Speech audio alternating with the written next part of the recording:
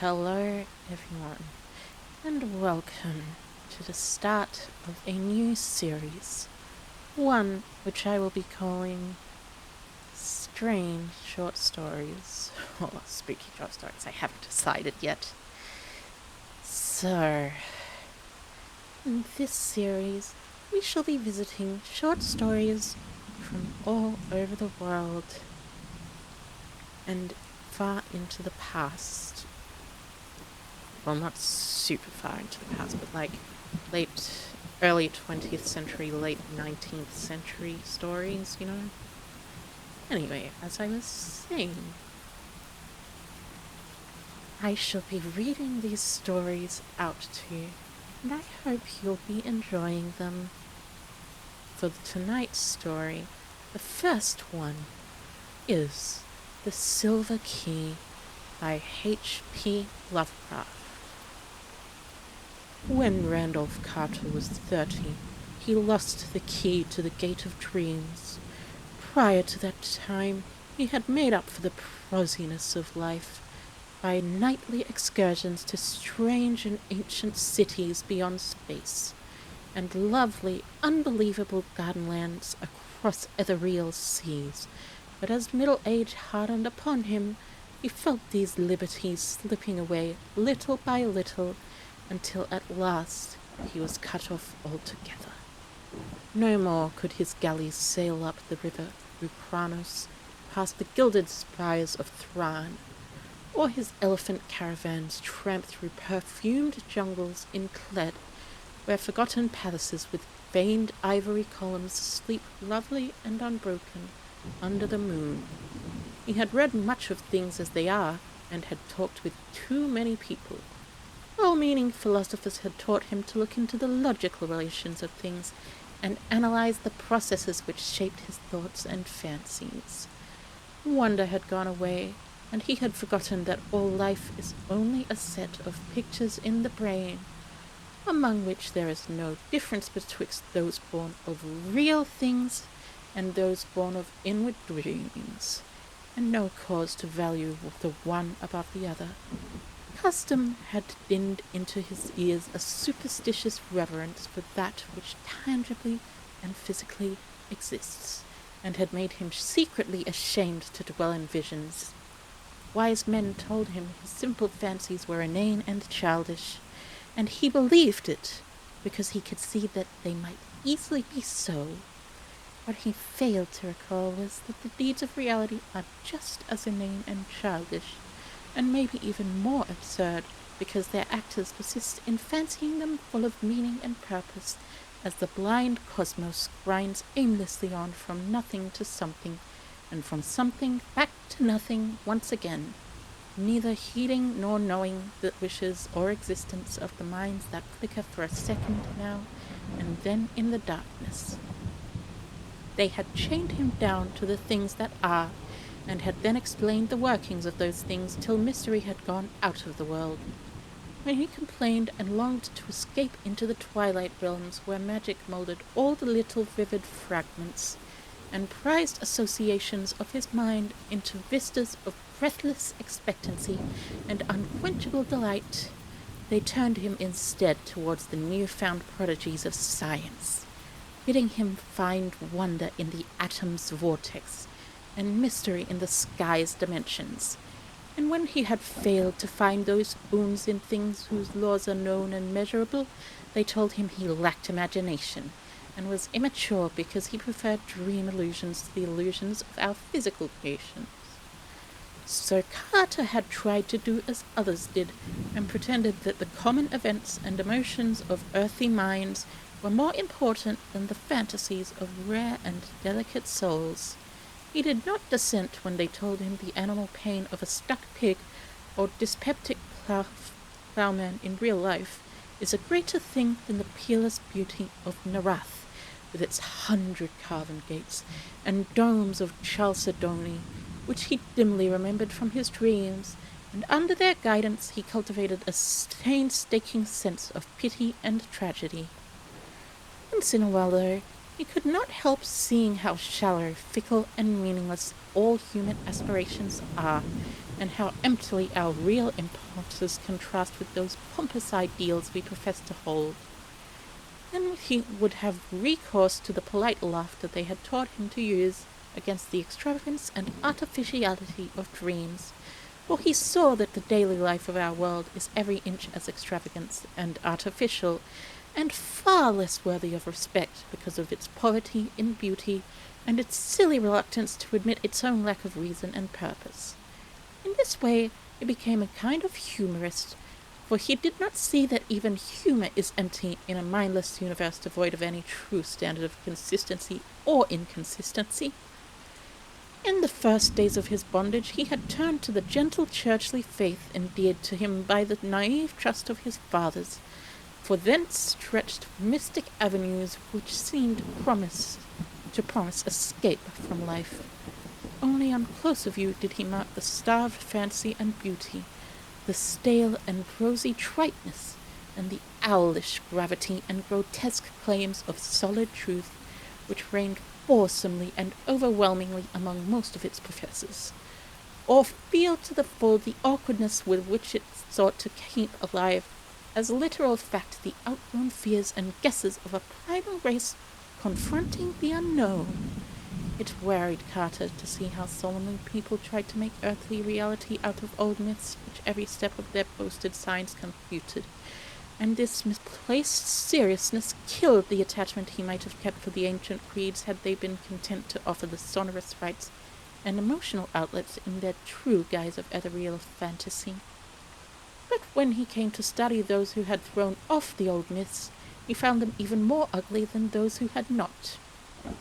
They did not know that beauty lies in harmony, and the loveliness of life has no standard amidst an aimless cosmos, save only its harmony with the dreams, and the feelings which have gone before and blindly moulded our little spheres out of the rest of chaos.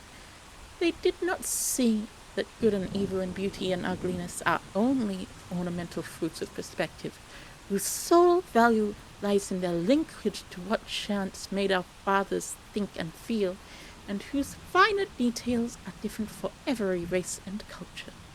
Instead, they either denied these things altogether, or transferred them to the crude, vague instincts which they shared with the beasts and peasants, so that their lives were dragged malodorously out in pain, ugliness, and disproportion, yet filled with a ludicrous pride at having escaped from something no more unsound than that which still held them.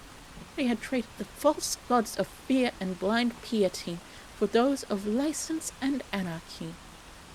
Carter did not taste deeply of these modern freedoms, for their cheapness and squalor sickened the spirit-loving beauty alone, while his reason rebelled at the flimsy logic with which their champions tried to gild brute impulse with a sacredness stripped from the idols they had discarded. He saw that most of them, in common with their caste of priestcraft, could not escape from the delusion that life has a meaning apart from that which men dream into it, and could not lay aside the crude notion of ethics and obligations beyond those of beauty, even when all nature shrieked of its unconsciousness and impersonal morality in the light of their scientific discoveries. Warped and bigoted with preconceived illusions of justice, freedom, and consistency, they cast off the old law and the old ways with the old beliefs, nor ever stopped to think that that law and those ways were the sole makers of their present thoughts and judgments, and the sole guides and standards in a meaningless universe without fixed aims or stable point of reference. Having lost these artificial settings, their lives grew void of direction and dramatic interest, till at length they strove to drown their ennui in bustle and pretended usefulness, noise and excitement, barbaric display and animal sensation. When these things palled, disappointed, or grew nauseous through revulsion, they cultivated irony and bitterness, and found fault with the social order. Never could they realize that their brute foundations were as shifting and as contradictory as the gods of their elders, and that the satisfaction of one moment is the bane of the next. Calm, lasting beauty comes only in dream, and this solace the world had thrown away when in its worship of the real it threw away the secrets of childhood and innocence. Among this chaos of hollowness and unrest, Carter tried to live as befitted as a man of keen thought and good heritage. With his dreams fading under the ridicule of the age, he could not believe in anything, but the love of harmony kept him close to the ways of his race and station. He walked impassive through the cities of man, and sighed because no vista seemed fully real, because every flash of yellow sunlight on tall roofs and every glimpse of balustraded plazas in the first lamps of the evening served only to remind him of dreams he had once known and to make him homesick for other real lands he no longer knew how to find. Travel was only a mockery, and even the Great War stirred him but little, though he served from the first in the Foreign Legion of France. For a while he sought friends, but soon he grew weary of the crudeness of their emotions and the sameness and earthiness of their visions. He felt vaguely glad that all his relatives were distant and out of touch with him, for they could not have understood his mental life. That is, none but his grandfather and great-uncle Christopher could, and they were long dead. Then he began once more the writing of the books, which he had left off when dreams first failed him. But here, too, there was no satisfaction or fulfillment, for the touch of the earth was upon his mind, and he could not think of lovely things that he had done of yore. Ironic humour dragged down all the twilight minarets he reared, and the earthy fear of improbability blasted all the delicate and amazing flowers in his fairy gardens. The convention of assumed pity spilt mawkishness on his characters, while the myth of an important reality and significant human events and emotions debased all of his high fantasy into thin-veiled allegory and cheap social satire. His new novels were successful as his old ones had never been, and because he knew how empty they must be to please an empty herd, he burned them and ceased his writings. They were very graceful novels in which he urbanely laughed at the dreams as he lightly sketched, but he saw that their sophistication had sapped all their life away. It was after this that he cultivated deliberate illusion, and dabbled in the notions of the bizarre and the eccentric as an antidote for the commonplace.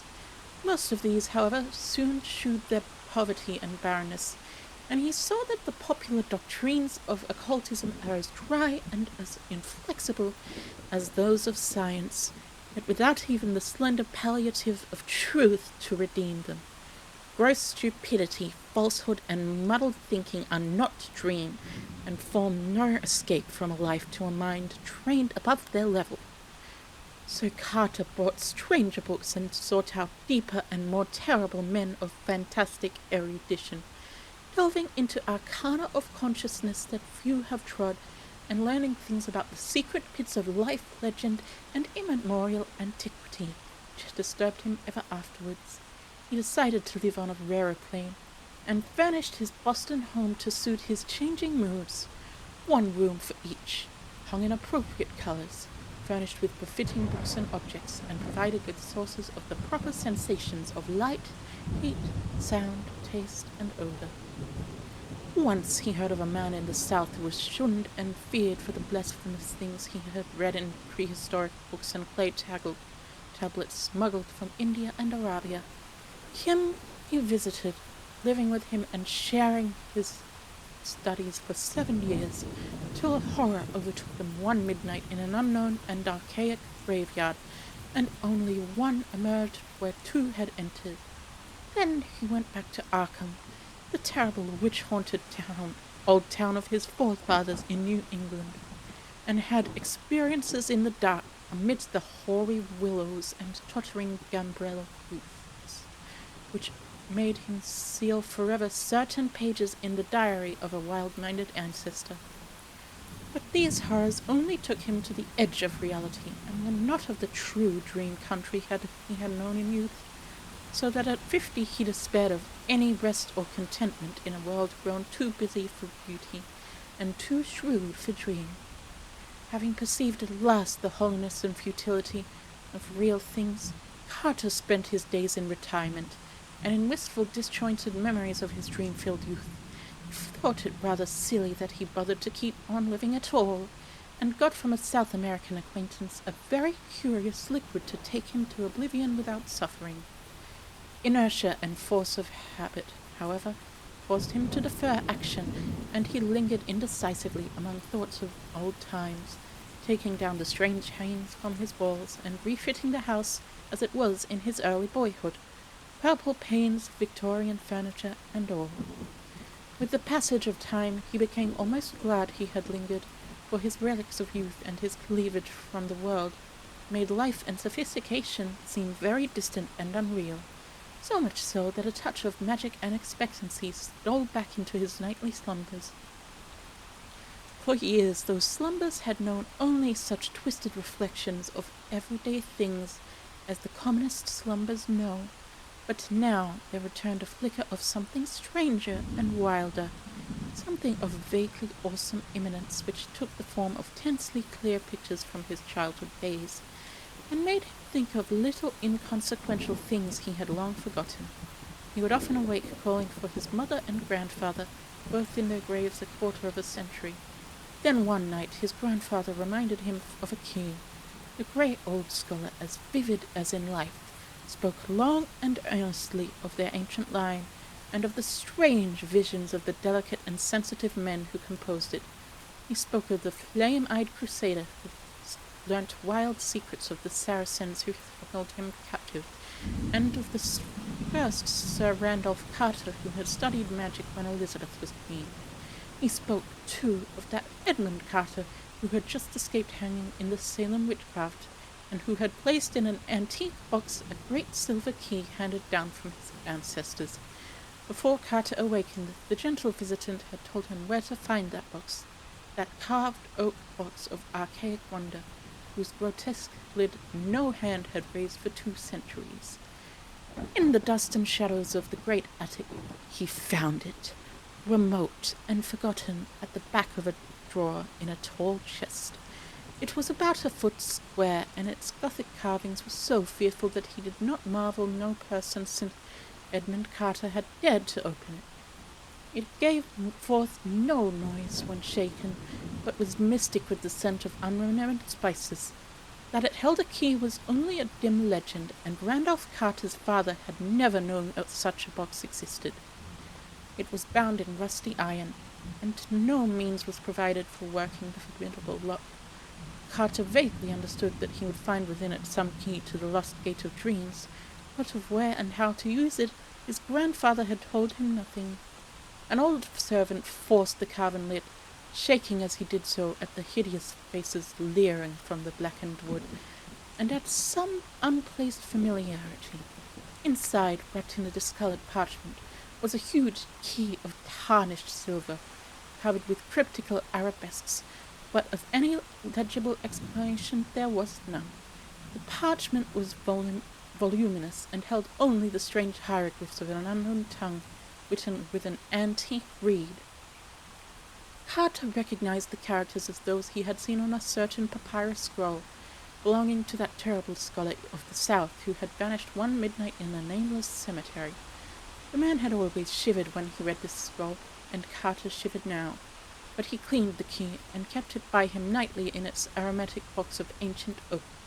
His dreams, meanwhile, were increasing in vividness, and though shewing him none of the strange cities and incredible gardens of the old days, were assuming a definite cast whose purpose could not be mistaken. They were calling him back along the years, and with the mingled wills of all his fathers were pulling him towards some hidden and ancestral source. Then he knew he must go into the past and merge himself with old things, and day after day he thought of the hills to the north, where haunted Arkham and the rustling Miskatonic and the lonely rustic homeland of his people lay. In the brooding fire of autumn, Carter took the old-remembered way past graceful lines of rolling hill and stone-walled meadow, distant vale and hanging woodland, curving road and nestling farmstead, and the crystal windings of the Miskatonic, crossed here and there by rustic bridges of wood and stone. At one bend he saw the group of giant elms along which an ancestor had oddly vanished a century and a half before, and shuddered as the wind blew meaningly through them. Then there was the crumbling farmhouse of old Goody Fowler the witch, with its little evil windows, and the great roof sloping nearly to the ground on the north side. He sped up his car as he passed it, and did not slacken till he had mounted the hill where his mother and her fathers before her were born, and where the old white house still looked proudly across the road at the breathlessly lovely panorama of rocky slope and verdant valley, with the distant spires of Kingsport on the horizon, and hints of the archaic dream-laden sea in the farthest background. Then came the steeper slope that held the old Carter place he had not seen in over 40 years. Afternoon was far gone when he reached the foot, and at the bend halfway up he paused to scan the outspread countryside, golden and glorified in the slanting floods of magic poured out by a western sun. All the strangeness and expectancy of his recent dreams seemed present in this hushed and unearthly landscape, and he thought of the unknown solitudes of other planets as his eyes traced out the velvet and deserted lawns, shining, undulant between their tumbled walls, the clumps of fairy forest setting off far lines of purple hills beyond hills, and the spectral wooded valley dipping down in shadow to dank hollows where trickling waters crooned and gurgled among swollen and distorted roots. Something made him feel that motors did not belong in the realm he was seeking, so he left his car at the edge of the forest, and putting the great key in his coat pocket, walked up the hill. Woods now engulfed him utterly, though he knew the house was on a high knoll that cleared the trees except to the north. He wondered how it had looked, for it had been left vacant and untended through his neglect since the death of his strange great-uncle Christopher 30 years before. In his boyhood, he had revelled through long visits there, and had found weird marvels in the woods beyond the orchard. Shadows thickened around him, for the night was near. Once a gap in the trees opened up to the right, so that he saw across leagues of twilight meadow and spied the old congregational steeple on Central Hill in Kingsport, pink with the last flush of day, the panes of the little round windows blazing with reflected fire. Then, when he was in deep shadow again, he recalled with a start that the glimpse must have come from childish memory alone, since the wide church had long been torn down to make room for the Congregational Hospital. He had read of it with interest, for the paper had told about some strange burrows or passages found in the rocky hill beneath. Through his puzzlement a voice piped, and he started again at its familiarity after long years. Old Benjai Corey had been his Uncle Christopher's hired man, and was aged, even in those far-off times of his boyhood visits. Now he must be well over 100, but that piping voice could come from no one else. He could distinguish no words, yet that tone was unmistakable. To think that old Benji should still be alive. Mr. Randy, why be ye want to scare back your Marthy Plum to death? Ain't she told ye to keep nigh the place in the afternoon and get back after dark? Randy! He's the beatin'est wife of running off in the woods I ever see. Half the time a settin' moonin' around that snaked him in the upper timber. Hey you, Randy! Randolph Carter stopped in the pitch darkness and rubbed his hand across his eyes. Something was queer. He had been somewhere he ought not to be, had strayed very far away to places where he had not belonged, and was now inexcusably late. He had not noticed the time on the Kingsport steeple, though he could easily have made it out with his pocket telescope. But he knew his lateness was something very strange and unprecedented. He was not sure he had his little telescope with him, and put his hand in his blouse pocket to see. No, it was not there, but there was the big silver key he had found in a box somewhere. Uncle Chris had told him something odd once about an old unopened box with a key in it, but Aunt Martha had stopped the story abruptly, saying it was no kind of thing to tell a child whose head was already too full of queer fancies. He tried to recall just where he had found the key, but something seemed very confused. He guessed it was in the attic at home in Boston, and dimly remembered bribing Park with half his week's allowance to help him open the box and keep quiet about this. But when he remembered this, the face of Parks came up very strangely, as if the wrinkles of long years had fallen upon the rough, brisk little cockney. "Randy! Randy! Hi! Randy!" A swaying lantern came around the black bend, and old Benijah pounced on the silent, bewildered form of the parent. "Durn ye, boy, so thar ye be. Ain't ye got a tongue in your head that ye can't answer a body? I've been callin' this half hour, and ye must have heard me long ago. Don't ye know your own Marthy's all a fidget over ye being up after dark? Wait till I tell your Uncle Chris when he gets home. You'd ought to know these here woods ain't no fitting place to be traipsin' this hour. They's things abroad what don't do nobody no good, as my grandsir knowed for me. Come, Mr. Andy, or Hannah won't keep supper no longer." So Randolph Carter was marched up the road where wandering stars glimmered through high autumn boughs, and dogs barked as the yellow light of small pane windows shone out at the farther turn, and the Pleiades twinkled across the open knoll where a great gambrel roof stood black against the dim west. Aunt Martha was in the doorway and did not scold too hard when Benijah shoved the truant in. She knew Uncle Chris well enough to expect such things of the Carter blood. Randolph did not show his key, but ate his supper in silence and protested only when bedtime came. He sometimes dreamed better when awake, and he wanted to use that key. In the morning, Randolph was up early, and would have run off to the upper timber lot if Uncle Chris had not caught him and forced him into his chair by the breakfast table.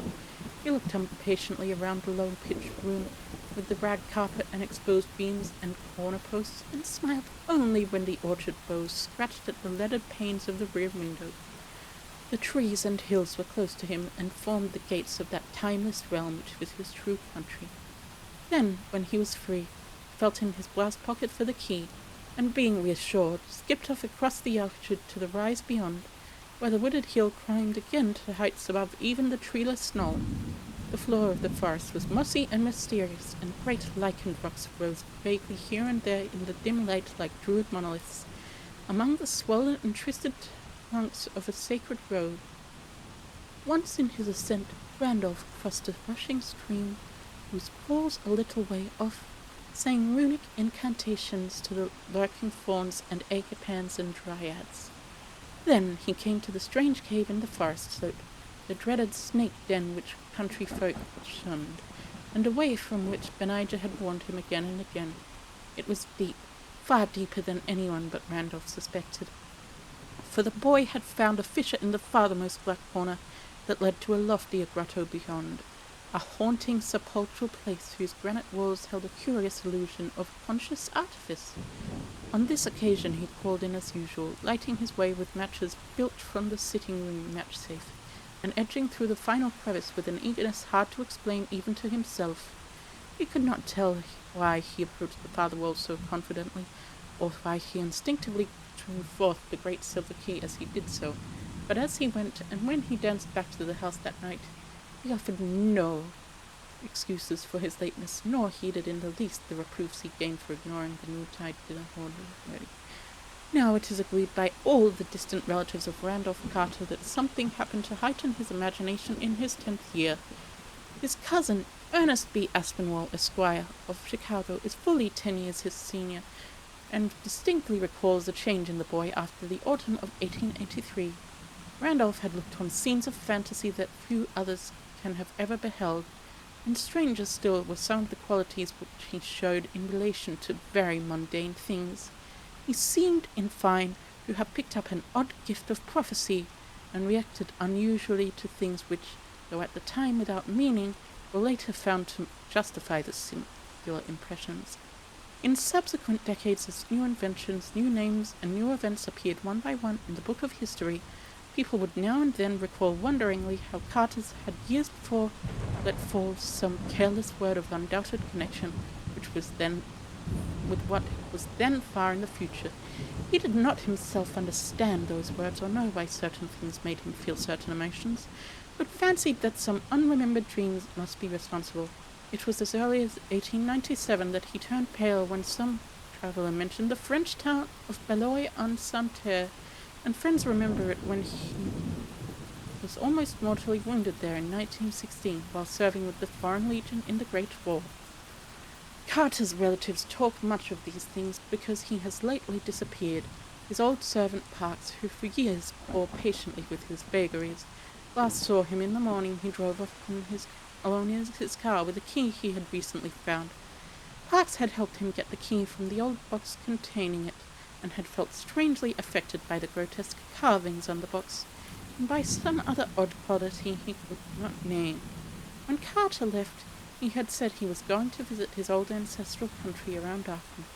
Halfway up Hill Mountain, on the way to the ruins of the old Carter place, they found his motor set carefully by the roadside, and in it was a box of fragrant wood with carvings that frightened the countrymen who stumbled upon it. The box held only a queer parchment whose characters no linguist or paleographer had been able to decipher or identify. Rain had long effaced any possible footprints, though Boston investigators had something to say about evidences of disturbance among the fallen timbers of the Carter place.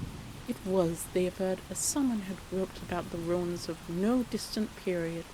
A common white handkerchief found among forest rocks on the hillside beyond cannot be identified as belonging to the missing man.